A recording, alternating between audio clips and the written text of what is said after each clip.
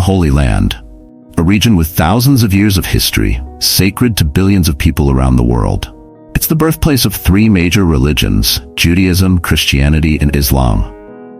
But behind the holy sites and ancient walls lies a conflict that has raged for over a century, a conflict with roots so deep that understanding it requires us to look back, far back, into history.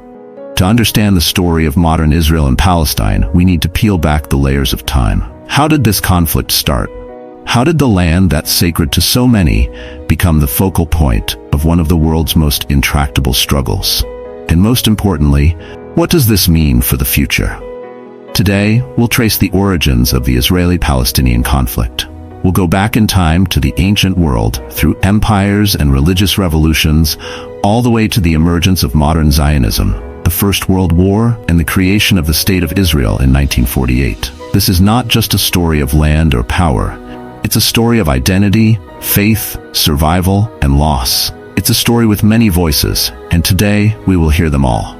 From ancient Canaanites and Israelites to the rise of Arab empires, the Jewish diaspora, and the dream of a Jewish homeland, the roots of this conflict are as old as time itself.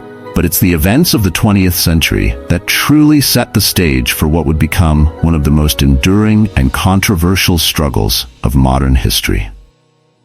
Let's begin this journey. The region we now know as Israel and Palestine has been inhabited for thousands of years. Long before the emergence of modern borders, it was the land of the ancient Canaanites, the first recorded civilization in the region. They were followed by the Israelites, who, according to biblical accounts, established the kingdoms of Israel and Judah around 1000 BCE. These early kingdoms shaped much of the region's religious and cultural significance. At the heart of this land lies Jerusalem, a city sacred to Jews, Christians, and Muslims alike.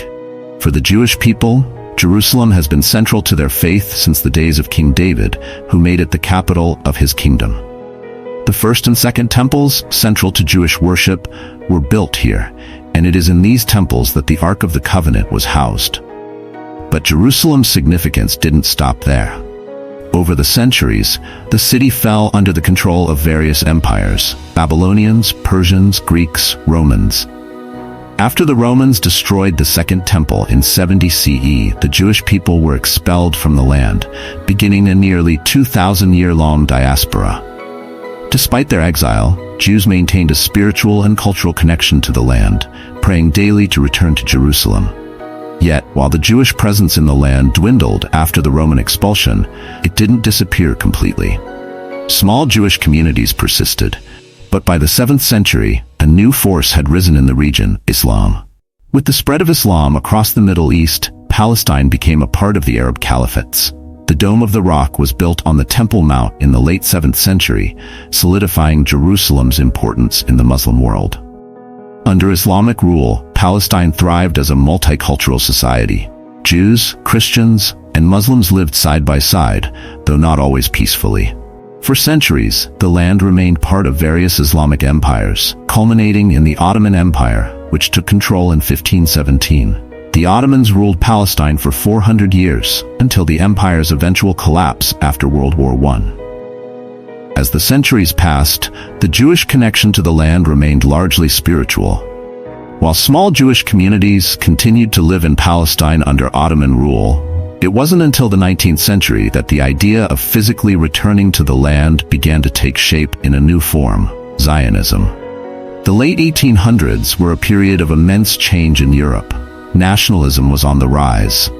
In countries like Italy and Germany, people who shared a common language, culture, or religion began to demand self-determination and nationhood.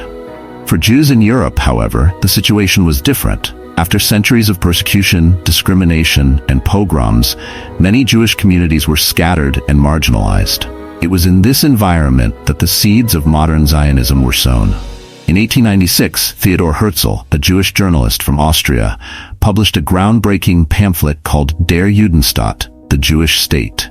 Herzl argued that the Jewish people could only be safe and thrive if they had a homeland of their own.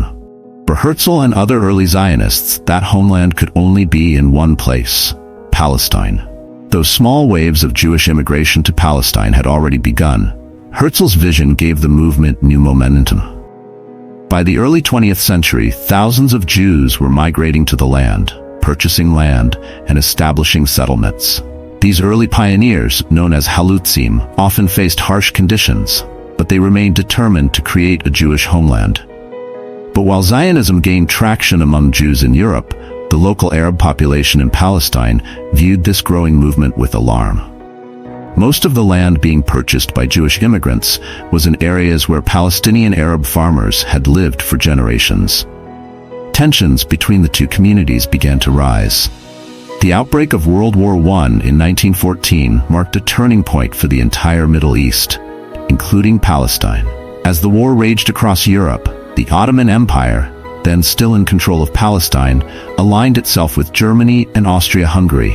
But the Ottoman forces were ultimately no match for the Allied powers, and by the end of the war, the empire lay in ruins.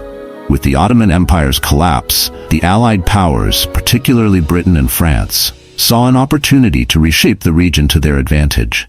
The British, who had made conflicting promises to both Jews and Arabs during the war, now found themselves in control of Palestine through the League of Nations mandate system. It was during this time that one of the most controversial documents in modern Middle Eastern history was issued, the Balfour Declaration. In November 1917, British Foreign Secretary Arthur Balfour declared that His Majesty's government viewed with favor the establishment of a national home for the Jewish people in Palestine.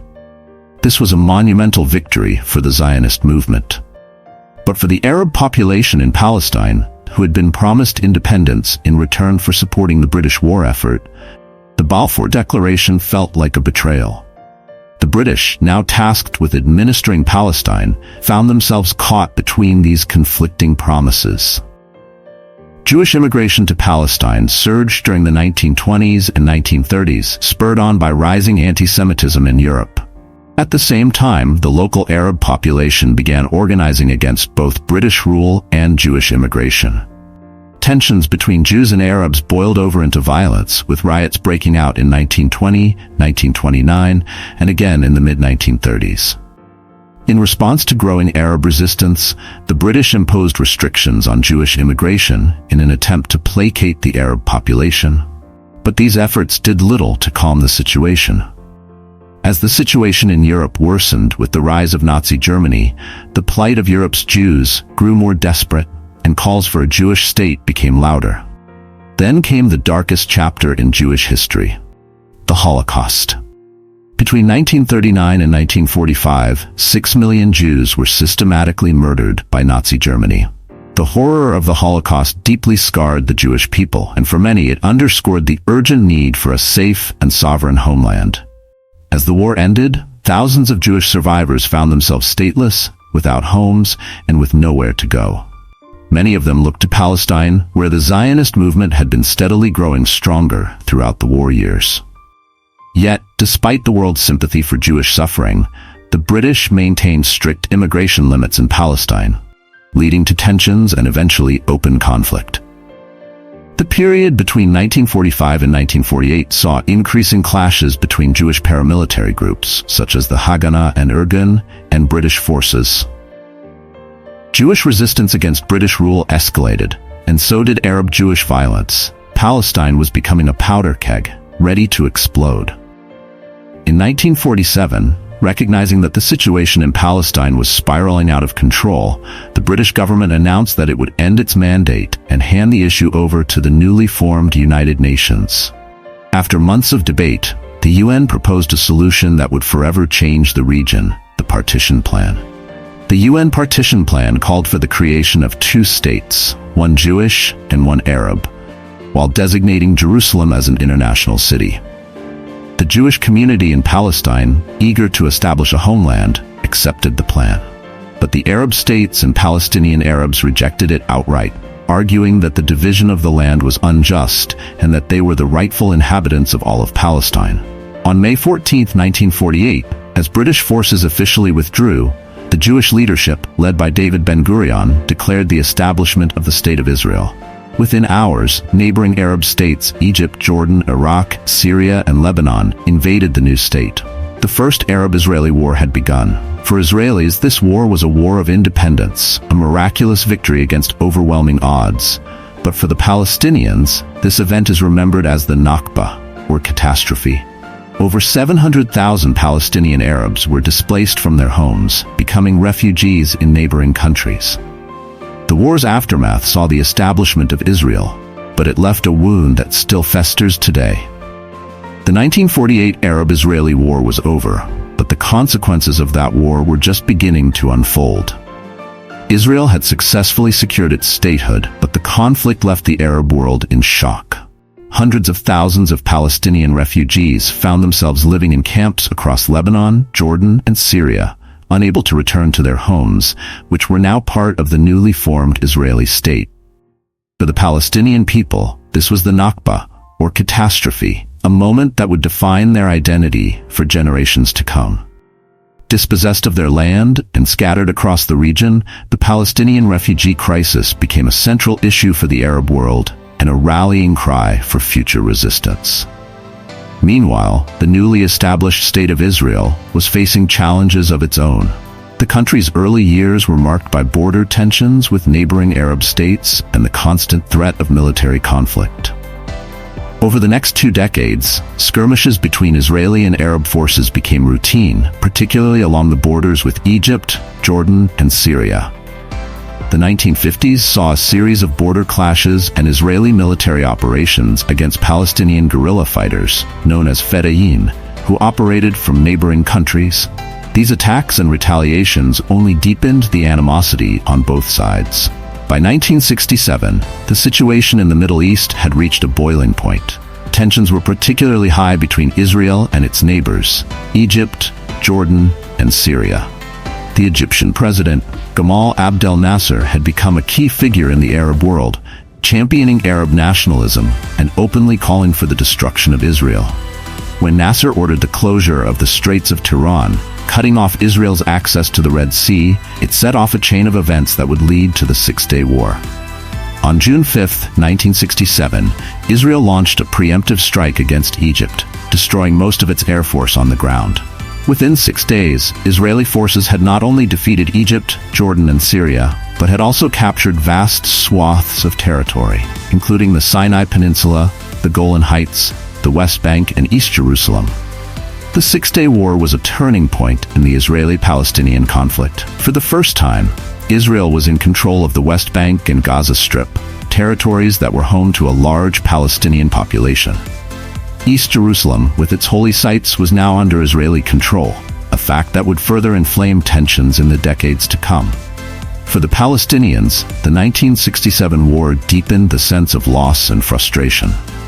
The Israeli occupation of the West Bank and Gaza placed the Palestinian people under military rule, with their land and lives increasingly controlled by the Israeli state.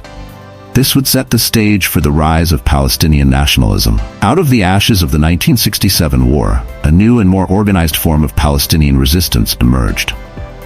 The Palestinian Liberation Organization, PLO, founded in 1964, became the political and military voice of the Palestinian people, calling for the liberation of Palestine and the establishment of an independent Palestinian state. Under the leadership of Yasser Arafat, the PLO became a symbol of Palestinian resistance and the struggle for self-determination. Initially supported by Arab states, the PLO shifted its operations from Jordan to Lebanon after the 1970 Black September conflict with the Jordanian government. Over the years, the PLO launched numerous guerrilla attacks against Israel from bases in Lebanon, leading to repeated Israeli military incursions into Lebanese territory. The PLO's methods were controversial. While it gained widespread support among Palestinians and across the Arab world, its use of violence, including attacks on Israeli civilians, made peace seem increasingly elusive. The 1970s were marked by high-profile incidents, such as the Munich Olympic Massacre in 1972, carried out by the PLO-affiliated group Black September. Despite the growing intensity of the conflict, there were also early efforts to find a diplomatic solution. In 1979, the Camp David Accords, brokered by U.S. President Jimmy Carter, led to peace between Israel and Egypt. This was the first time an Arab state formally recognized Israel, but for the Palestinians, the accords did little to address their grievances. By the late 1980s, frustration among Palestinians living under Israeli occupation in the West Bank and Gaza had reached a breaking point. In December 1987, a wave of protests and uprisings broke out, marking the beginning of the First Intifada. The word Intifada means shaking off, and that's exactly what the Palestinians aimed to do: shake off Israeli control. The Intifada began as a grassroots uprising, with protests, strikes, and civil disobedience spreading across the occupied territories. For Israel, the response was a combination of military force and attempts to quell the unrest through various measures. For the Palestinians, the Intifada was a symbol of their determination to resist occupation and fight for their independence. The First Intifada had a profound effect on the Israeli-Palestinian conflict. It brought international attention to the plight of the Palestinians and forced both sides to the negotiating table. In 1993, after months of secret negotiations in Norway, the Oslo Accords were for the first time, Israel and the PLO formally recognized each other's existence. The Oslo Accords laid the groundwork for limited Palestinian self-governance in parts of the West Bank and Gaza through the creation of the Palestinian Authority. The signing of the Oslo Accords was hailed as a breakthrough moment, a glimmer of hope for a lasting peace. But even as the ink dried on the agreement, the road ahead was far from clear. In the years following the Second Intifada, the Israeli-Palestinian conflict entered a new phase. In 2005, then Israeli Prime Minister Ariel Sharon made a controversial decision. Israel would unilaterally withdraw from the Gaza Strip. This meant dismantling all Israeli settlements in Gaza and removing Israeli troops from the territory. For Palestinians, the Gaza disengagement was seen as a victory, but it also created a political vacuum. In 2006, the militant Islamist group Hamas won a surprising victory in Palestinian legislative elections, defeating the more moderate Fatah party. Tensions between Hamas and Fatah soon escalated into violent clashes, and by 2007, Hamas had taken full control of Gaza. Since then, Gaza has been ruled by Hamas, while the Palestinian Authority, led by Fatah, controls parts of the West Bank. This division has further complicated efforts to achieve Palestinian unity and undermine the peace process. Israel, viewing Hamas as a terrorist organization, has imposed a blockade on Gaza, severely restricting the movement of people and goods in and out of the territory. The Israeli-Palestinian conflict continues to dominate the political landscape of the Middle East. Since the Hamas takeover of Gaza, there have been several rounds of fighting between Israel and Hamas, resulting in thousands of casualties on both sides. Rocket attacks from Gaza and Israeli airstrikes have become a tragic and recurring cycle of violence. Efforts to restart the peace process have repeatedly stalled. The 2007 Annapolis Conference, 2010 direct talks, and more recent attempts, like the U.S.-brokered Deal of the Century, have all failed to bring a lasting solution to the conflict. The expansion of Israeli settlements in the West Bank continues to be a major stumbling block, as does the status of Jerusalem, which both Israelis and Palestinians claim as their capital.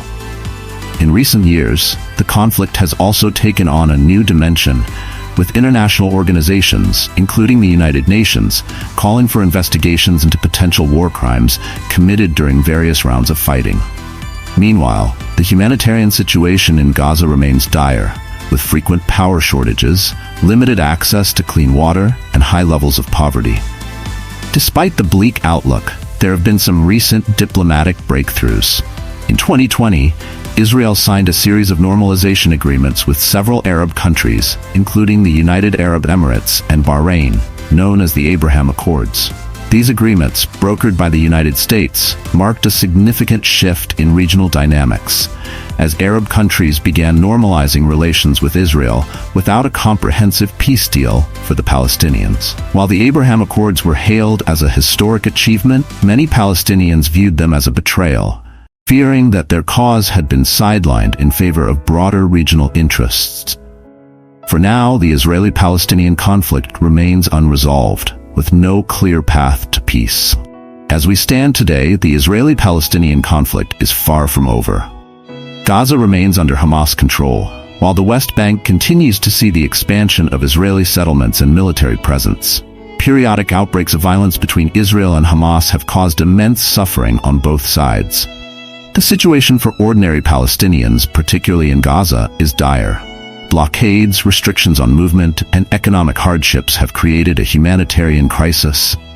Meanwhile, Israelis continue to face the threat of rocket attacks and other forms of violence. The international community remains deeply divided on how to address the conflict. While some advocate for a two-state solution, where Israel and a future Palestinian state live side by side, others question whether such a solution is still viable, given the realities on the ground. Ultimately, the Israeli-Palestinian conflict is a deeply complex and deeply human story. It is the story of two peoples with ancient ties to the same land, but vastly different visions for the future. As we look ahead, one thing is clear. Finding a peaceful and just resolution to this conflict will require tremendous courage, compromise, and a recognition of the humanity on both sides. The Israeli-Palestinian conflict, now spanning more than a century, has claimed countless lives and left generations in turmoil. From the rise of Zionism to the modern-day struggles of Palestinians living under occupation, the conflict is a testament to the complexity of historical grievances, territorial disputes, and political aspirations. But in the face of so much division, there is still hope for a future where Israelis and Palestinians can live in peace and security. It's a long and difficult road, but peace is the only way forward. Thank you for watching this documentary. If you enjoyed the content and want to explore more fascinating stories from around the world, don't forget to hit the like button, subscribe to Global Documentaries channel, and turn on notifications so you never miss an episode. Feel free to share your thoughts in the comments, and let us know what topics you'd like to see next. Until next time, stay curious and keep exploring.